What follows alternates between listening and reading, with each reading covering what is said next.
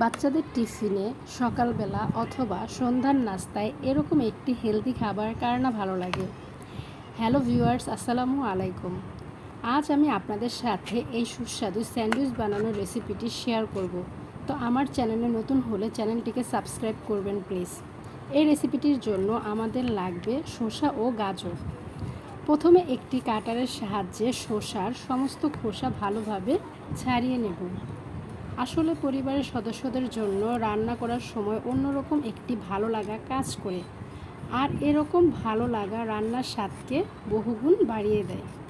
আমার শসার খোসা ছাড়ানো কমপ্লিট।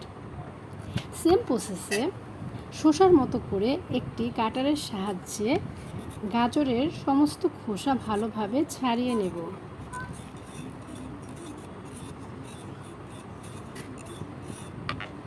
আমার গাজরের খোসা ছাড়ানো কমপ্লিট। তারপর একটি কাটারের সাহায্যে শসাগুলোকে এভাবে কুচি করে কেটে নেব।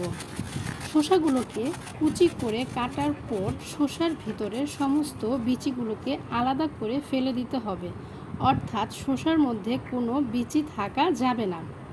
শসার বিচিগুলোকে ফেলে দেওয়ার পর শসার পানিগুলোকে এভাবে আমার মতো করে হাত দিয়ে চেপে চেপে ফেলে দিতে হবে, অর্থাৎ শসাতে কোনো পানি থাকবে না।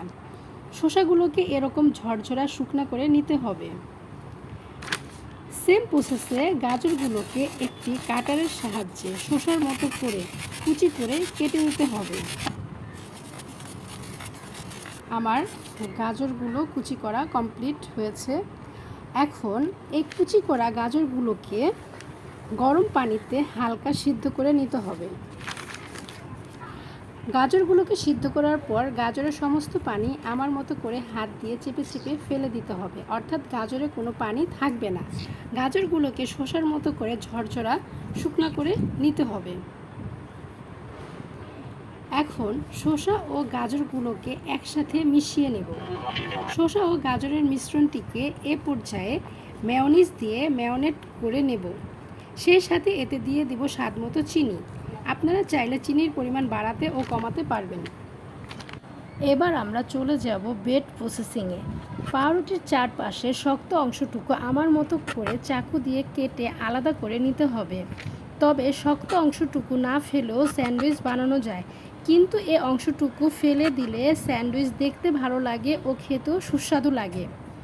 মেয়োনিজ দিয়ে ম্যারিনেট করে রাখা শসা ও গাজরের মিশ্রণটিকে পাউরুটির চারপাশে জেলির মতো করে মাখিয়ে নিতে হবে। এবার একে একে সবগুলো পাউরুটিতে শসা ও গাজরের মিশ্রণটিকে মাখিয়ে নেব। আমার সবগুলো পাউরুটিতে শসা ও গাজরের মিশ্রণটি মাখানো হয়ে গেছে। এ পর্যায়ে একটি ফ্রাই প্যানের ওপর কাগজ বিছিয়ে সবগুলো পাউরুটি সাজিয়ে নেব। এবার অল্প আঁচে চুলোতে পাউরুটিগুলো হালকা ভেজে নেব। এরূপ ভাজার ফলে পাউরুটিগুলোতে মচমচে স্বাদ চলে আসবে। এই কাজটি আপনারা ওভেনেও করতে পারবেন, তবে ওভেনের বিকল্প হিসাবে গ্যাসের চুলায় এই কাজটি করা যায়। এখন একটি চাকুর সাহায্যে স্যান্ডউইচটি কেটে দেখছি যে কতটুকু মুচমুচে হয়েছে।